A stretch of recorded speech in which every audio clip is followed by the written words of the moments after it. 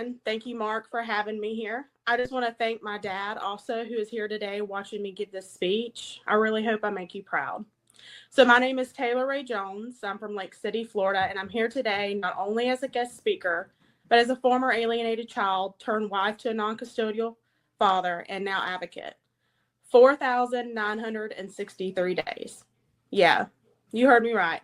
4,963 days. That's how long I was alienated from my dad. From birth to 9 years old, my dad was allowed to have me 150 days total. You know, the typical every other weekend. But that custody order would fail to be followed or enforced.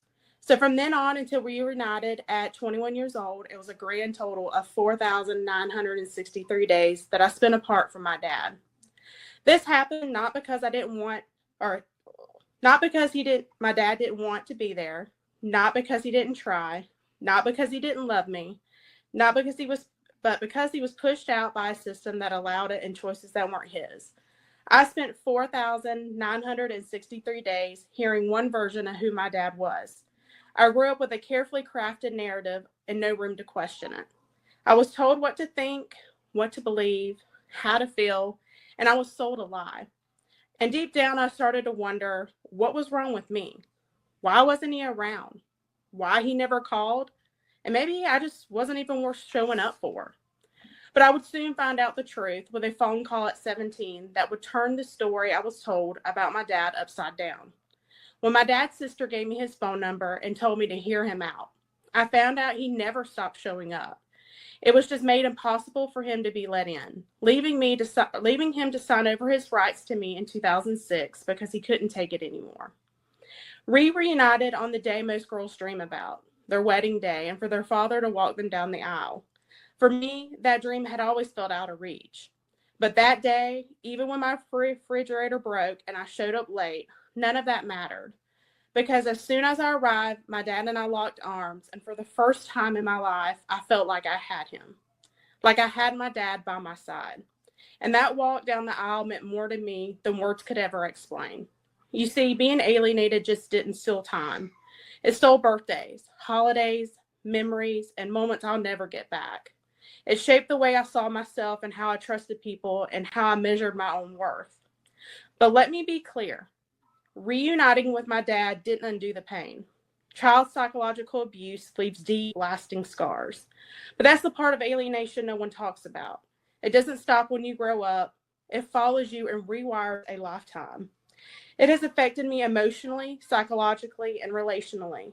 I've dealt with chronic psychological distress, carrying anxiety, fear of abandonment, and an overwhelming pressure to be enough or just to keep people from leaving me. I live with attachment issues, constantly battling between needing connection and fearing it. I've experienced trauma, not always the kind you see, but the kind that settles in your nervous system and whispers, "You're not safe. You're not wanted."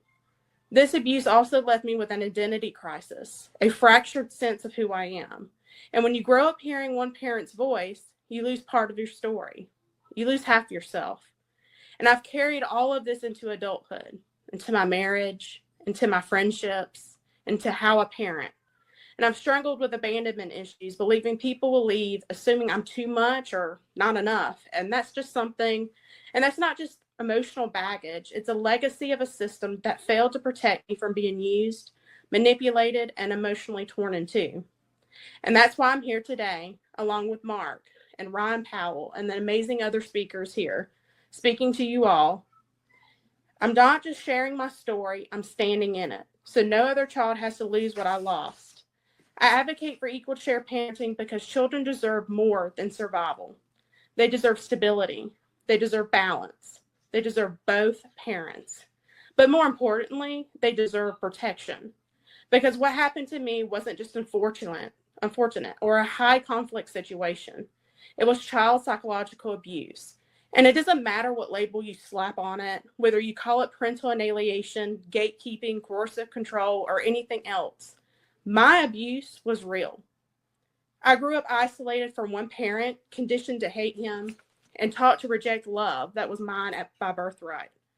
That is emotional abuse. And when a child is psychologically manipulated to fear, reject, or hate a safe parent, it leaves wounds that don't just heal with time.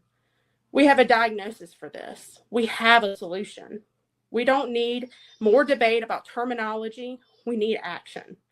We need to focus on the kids still living in this, not arguing over what to call it.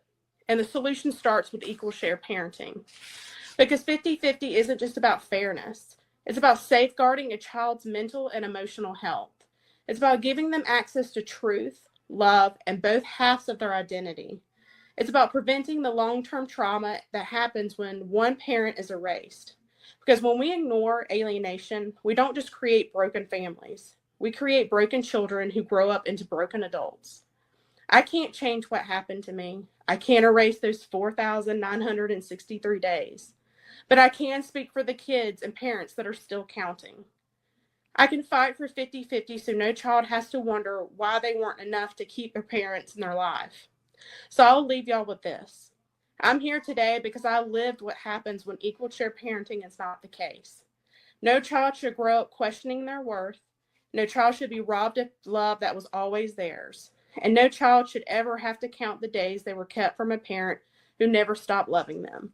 Thank you.